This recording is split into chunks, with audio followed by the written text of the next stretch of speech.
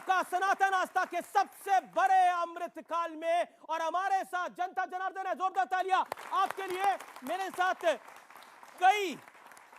साथ कई धर्म गुरु भी हैं, उनका भी अभिनंदन है। मेरे साथ मौजूद हैं देवकीनंदन ठाकुर जी, जोरदार तालियों के साथ अभिवादन करिए देवकीनंदन ठाकुर का।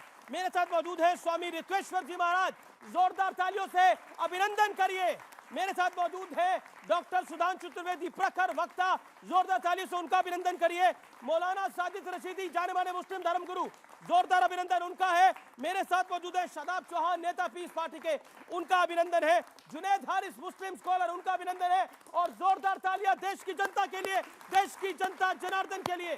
क्या सनातन आस्था का यह अमृत काल है? यह आज का सबसे बड़ा संवाद है। और मुझे पूरी उम्मीद है कि पूरे इस्तकबाल के साथ, मान सम्मान के साथ इस चर्चा को आज हम शुरू करेंगे। और मैं शुरुआत में 50-50 सेकंड सबको दूंगा अपने बात को रखने के लिए।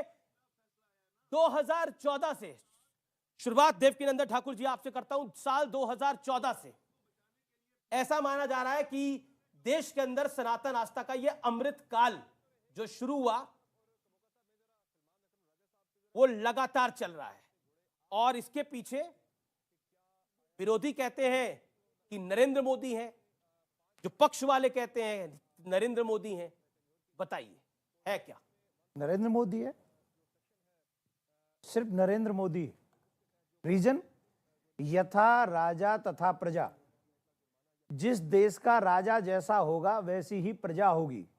अगर राजा मदिरा पान करके अपने कक्ष में पड़ा रहेगा तो प्रजा भी उसका पालन ही करेगी। राजा अगर केदारनाथ जाएगा, राजा अगर काशी विश्वनाथ जाएगा, राजा अगर अयोध्या जाएगा, राजा अगर काल महाकाल जाएगा, तो प्रजा के मन में भी होगा कि हम लोग अपने संस्कार, अपनी संस्कृति का सम्मान करें, उसका आदर करें। जब हमारा राजा कर सकता है तो प्रजा को भी उसका पालन हो। यही अमृत काल है। जब प्रजा मंदिरालय छोड़कर मंदिर जाने लग जाएगी, वो अमृत काल है। जब हम बच्चे अपने माँ बाप के चरण धोने लग जाएंगे, ये अमृत काल है। और अपने बच्चों को उस दिशा को दिखा देना, ये अमृत काल है। शादाब चौहान, आपको देता हूं मैं 50 सेकंड। उन्होंने अपने 50 सेकंड का इस्तेमाल किया, आप भी करिए अपने 50 सेकंड का इस्तेमाल। मेरा दो टूक सवाल है। अयोध्या में दिए तो 70 साल पहले भी लगाए जा सकते थे, लेकिन अब ये दौर ही क्यों आना पड़ा जिसमें मोदी और योगी चाहिए थे?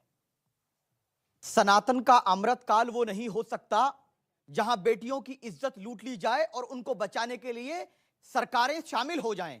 अमृत काल वो नहीं हो सकता जहां मानव में जाति धर्म का भेदभाव होकर उनके साथ अत्याचार होता हो। मानव का वो अमृत काल नहीं हो सकता जहां लोग बेरोजगार हों, महिलाएं असुरक्षित हों, देश अमेरिका और चाइना के सामने टकराता ना हो। वो अमृत काल हो नहीं सकता जहां अत्याचार होता हो। मैं तो ये कहूंगा कि हिंदुत्व का अमृत काल हो सकता है, सनातन का अमृत काल नहीं। सनातन में न्याय है, संघर्ष है, शांति है, बलिदान है, त्याग है, डरना नहीं, झगड़ना नहीं, अपराध नहीं, अत्याचार नहीं। हाँ, इतना जरूर है कि मुसलमानों का, दलितों का और महिलाओं का ये आपातकाल है। और मैं मानता हूं कि अगर आज मर्यादा पुरुष श्री राम बजाहिर हमारे बीच होते तो आज ऐसे रावण रूपी लोगों से युद्ध करते जो लोग आज अत्याचार कर रहे हैं। नरेंद्र मोदी जी सनातन के नाम पर कुछ अपने दोस्तों को बड़े बड़े प्रोजेक्ट दिलवा सकते हैं। अयोध्या में कई जगह पर 15 लाख दिए जलाएंगे, लेकिन खाने को क्या है? ये राम के नाम पर भी जो घोटाला करते हैं वो भारतीय जनता पार्टी। मेरे सवाल का जवाब नहीं दिया, मैं आगे आपसे इसका जवाब ले लूंगा। सुधांशु त्रिवेदी, ये सवाल मैं आपसे भी पूछता हूं। मान लिया रामलला का जो मंदिर था उस पर विवाद था, बाबरी मस्जिद का विवादित ढांचा था जिसको लेकर कोर्ट में मामला था, लेकिन दियों को जलाने के लिए तो कोई विवाद नहीं था। 70 साल पहले से ये दिए जलाए जा सकते थे। 70 साल क्यों, 40 साल पहले कोई दिए जला सकता था, 30 साल पहले कोई दिए जला सकता था। उसके लिए तो कोई कोर्ट का अप्रूवल नहीं चाहिए होता। उससे भी अधिक महत्वपूर्ण बात मैं कहना चाहूंगा, दीपावली का पर्व होता है कार्तिक मास की अमावस्या को, जो सबसे घनी रात होती है। क्यों? सूर्य तुला राशि पे होता है और अर्थ से फारदेस्ट डिस्टेंस पे होता है, सबसे अधिक दूरी पे होता है, इसलिए वो रात सबसे गहरी होती है।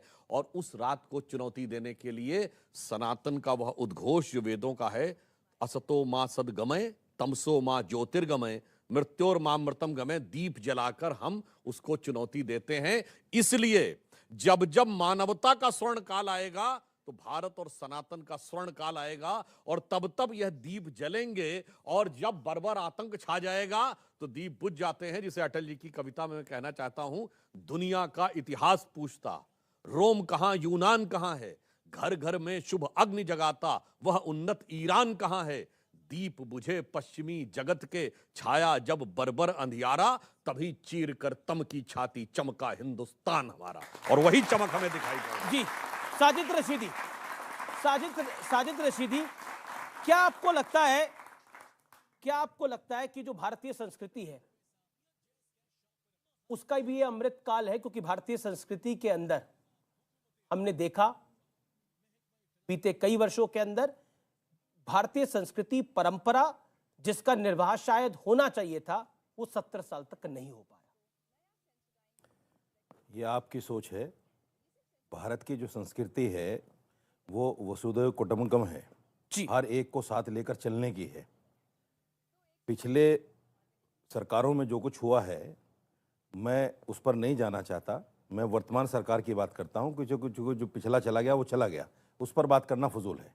आज इस सरकार में जिस तरह से भेदभाव हो रहा है 2014 से, और ये कहने की बात नहीं है जी, नफरत जिस चरम सीमा पर है, जिस तरह से आज के युवाओं में नफरत को जहर बनाकर घोला जा रहा है, आज वो कहने के लायक नहीं है। पहले ये था कि अगर कोई रास्ते में अकेला आदमी मिल जाता था तो दूसरा आदमी उसको देखकर अच्छा महसूस करता था कि हाँ साहब अब मेरा सफ़र आसान होगा। अब एक आदमी सफ़र कर रहा है साथ में लेकिन डर रहा है, पता नहीं है मेरे साथ क्या कर दे, पता नहीं है मेरे साथ क्या, इसके साथ क्या हो जाए। तो ये नफरत जो किसकी बात कर रहे हैं? ये नफरत जो बोई गई है, ये नफरत जो बोई गई है, ये हिंदुस्तान की संस्कृति नहीं हो सकती। जी जी जी, हिंदुस्तान की संस्कृति तो ये है कि एक ही घाट पर शेर और बकरी पानी पिए, एक ही घाट पर शेर और बकरी पानी पिए। हिंदुस्तान की मैं संस्कृति रितेश्वर जी महाराज को पहले ले लूं 40 सेकंड, फिर मैं आप पास आता हूं सुधांशु जी। शेर और बकरी एक घाट पे पानी पिए, वही भारतीय संस्कृति है। और भी बहुत कुछ बोला साजिद रशीदी साहब ने, योर टेक सर। शेर और बकरी साथ ही पानी पी रहे हैं यहाँ पर जी। लेकिन आपको एक बात बता दूं, ये जंगल का कानून नहीं है। जंगल में भी शेर बकरी एक साथ पानी नहीं पीते।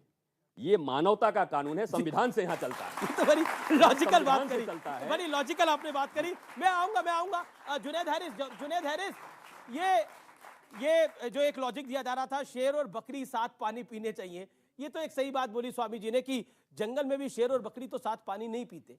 लेकिन एक बात बताइए, ये देश सनातन आस्था से चलता है, ये देश में सनातन आस्था केंद्र में है, तो इस देश की अगर सनातन आस्था का अमृत काल होगा तो देश का भी अमृत काल है। ये तो देखिए 50 सेकंड।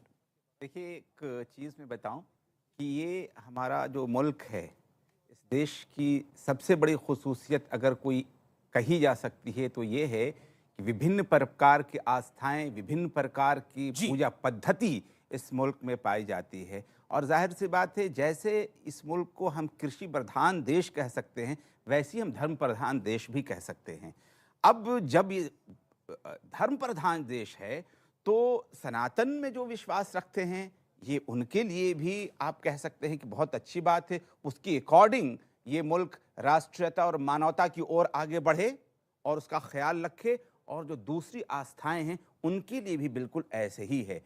तो ये तो अपने अपने समझ की बात है। हमें अपने भीतर महसूस करना चाहिए कि हमारी आस्था के अनुसार हम राष्ट्रीयता और मानवता के नाम दे क्या रहे हैं। अगर हम शांति दे रहे हैं बहुत अच्छी बात, और अगर नहीं दे रहे हैं तो बहुत अफसोस की बात है। आपने 8 सेकंड ऊपर लिए। सुधांशु त्रिवेदी रिप्लाई। शेर और बकरी पे मैं एक बात कहना चाहूंगा कि बहुत बड़े पत्रकार हैं मार्क टेली, बीबीसी के, लोगों ने नाम सुना होगा। 26 साल भारत में रहे। उन्होंने 2019 में लिखा है कि उन्होंने 26 साल दिल्ली के निजामुद्दीन एरिया में गुजारे, जहां पर एक तरफ हजरत निजामुद्दीन औलिया की दरगाह थी और उसके सामने तबलीगी जमात का ऑफिस। और ये मार्क टोली का कहना है, दुनिया का कोई दूसरा देश होता तो दोनों एक साथ नहीं रह सकते थे। 26 साल में बड़े से बड़े मुस्लिम देश में एक तबका दूसरे को खत्म ही कर देता, परंतु ये भारत है, उसके लिए उन्होंने शब्द प्रयोग किया जहां के मुस्लिम लकीएस्ट हैं, यानी सर्वाधिक भाग्यशाली हैं, क्योंकि वो अपने मजहब में जैसे चाहें वैसे इबादत कर सकते हैं। यह है कि शेर और बकरी साथ रहते हैं। रशीदी साहब